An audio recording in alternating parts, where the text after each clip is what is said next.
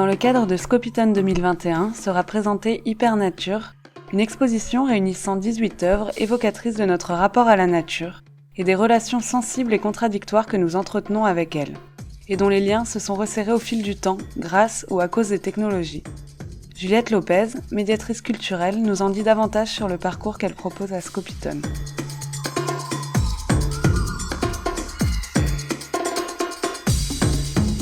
Quel peut être le lien entre une tulipe et les bitcoins, entre un gramophone et des ondes, entre les abeilles et le ver soufflé, ou encore entre la mythologie slave et les aurores boréales?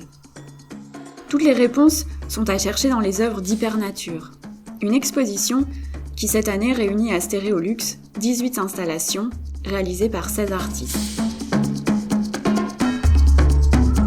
Ces artistes ont plusieurs points communs. Tout d'abord, une fascination pour les éléments et les phénomènes naturels. Ensuite, ces artistes parviennent à nous rendre visible l'invisible. Ces œuvres semblent interroger notre impact sur les éléments qui nous entourent. Les artistes semblent également nous alerter sur la disparition de notre environnement. Mais ils parviennent aussi à ouvrir le champ des possibles, en imaginant les potentialités de renouvellement de ces éléments naturels. Autre point commun entre ces œuvres, c'est qu'elles ont été réalisées en utilisant les technologies de pointe, intelligence artificielle, algorithmes, mais également ce que l'on nomme basse technologie et les savoir-faire traditionnels. C'est sans doute ce qui participe à cette sublimation de l'invisible de la nature, entre poésie et mystère. J'imagine en tout cas cette exposition comme un cabinet de curiosité du XXIe siècle. Ces cabinets qui apparaissent à la Renaissance et seront très prisés au XVIIe siècle étaient un lieu de collection de toutes les curiosités. Curiosités naturelles mais aussi artisanales. Curiosités les plus folles, les plus incroyables, dont la beauté tout autant que le mystère fascinait.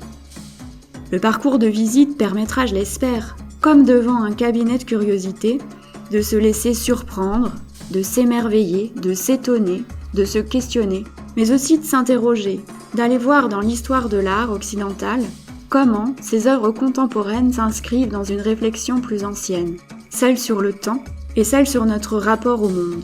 Face au désastre écologique, nous sommes traversés individuellement par des questionnements, des émotions, des inquiétudes.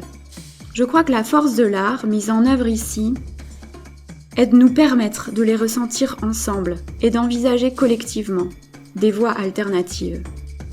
Cette visite de 45 minutes est donc une exploration partagée, pour questionner ensemble, pour échanger, pour s'émerveiller, et ensuite pour permettre à chacune et à chacun de s'aventurer en toute sérénité dans l'hypernature.